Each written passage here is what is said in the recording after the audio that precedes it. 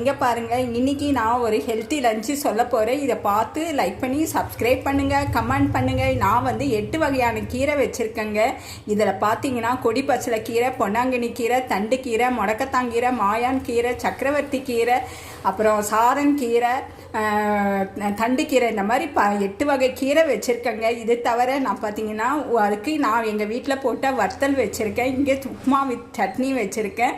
அங்கே பீர்க்கங்காய் துவையல் வித் தயிர் சாதத்துக்கு வச்சுக்கேன். இந்த மாதிரி நம்ம பார்த்து செய்யணுங்க.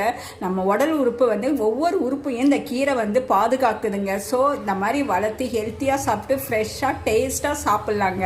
ஸோ எல்லோரும் வீட்டில் காலம் கடந்து, இப்போ நான் யோசிக்கிறேன் காலம் கடந்து நம்ம வளர்க்குறோன்ட்டு, அந்த மாதிரி யோசிக்காமல் டீனேஜில் இருக்கவங்க இப்போயே வளர்க்க ஆரம்பித்து நல்ல ஒவ்வொரு வீட்லேயும் என்னென்ன இடம் இருக்கோ அந்த இடத்துக்கு ஏற்ற மாதிரி வளர்த்து ஆரோக்கியமாக இருக்கலாங்க. எவ்வளோ காசு கொடுத்தாலும் இந்த மாதிரி ஃபுட்டு நமக்கு கிடைக்காதுங்க. தேங்க்யூ.